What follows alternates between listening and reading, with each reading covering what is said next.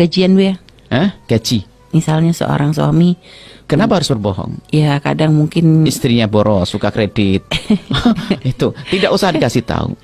karena mungkin biasanya suami ngerasa nanti kalau ini dia nggak punya pegangan pribadi, sebenarnya bukan karena nggak percaya kepada istri Bu ya. Yang pertama, istri tidak perlu lebih jauh untuk mengetahui itu semuanya. Dan itu termasuk aib kekurangan.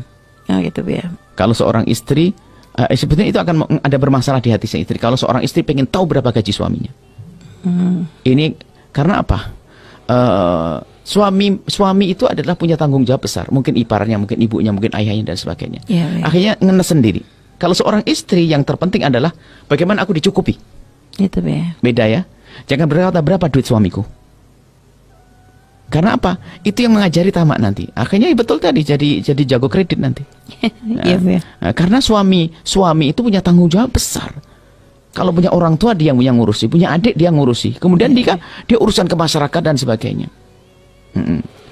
Ini banyak kesalahan banget Bu ya, karena banyak para istri menganggap tahu tentang masalah berapa besar pendapatan suami itu hal tidak yang ada masalahnya buat dia, nggak ada masalahnya. Iya Bu ya.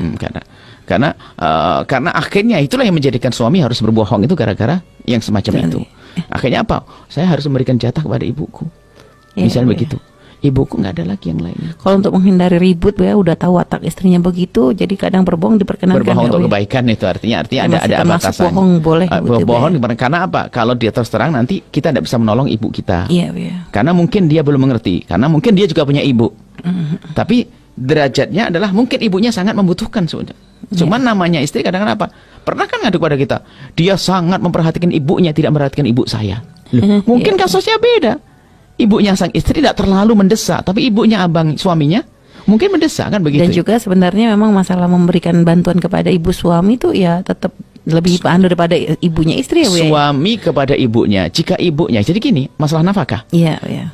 Kalau ibunya suami melarat, tanggungkan suami langsung. Iya ya. Tapi kalau ibu mertua kan tidak. Bukan. Ibu mertuanya menanggung adalah anak laki-lakinya nanti. Iya ya. Makanya kenapa waris 1:2 kan di situ hikmahnya.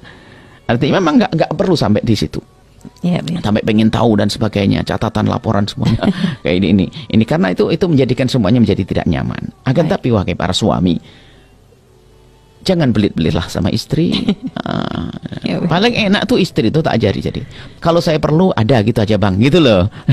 Perlunya tapi jangan keperluannya lalu ngawur, kebablasan. Artinya wajar dan bahkan mungkin mengira-ngira kalau suaminya kira-kira kerjaan begitu gaji berapa, tapi karena dan juga di samping itu suami kadang-kadang juga punya antisipasi untuk mungkin waktu mau sekolah anaknya daftar ulang segala macam gini-gini kan kita mungkin juga ingin menyenangkan sang istri. Kalau sudah gajinya dipas kan diambil istri nggak bisa bikin kejutan nanti.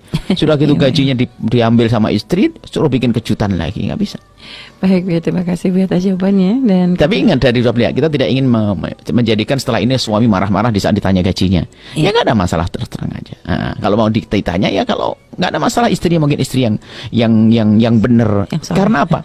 Menutup ini sudah kalau sampai ada seorang suami menyembunyikan gajinya kepada istri, pasti istrinya bermasalah. Ya itu tadi jago kredit tadi. Sehingga dia tidak pengen diketahui. Ya. Nah, makanya dia adalah istri yang solehah, suami yang soleh. Suami melaksanakan kewajibannya, urusan nafkah terpenuhi. Istri yang tidak banyak menuntut, tidak perlu banyak pengen tahu tentang apa. Kalau pengen tahu sumbernya dari mana boleh. Sumber dari mana boleh.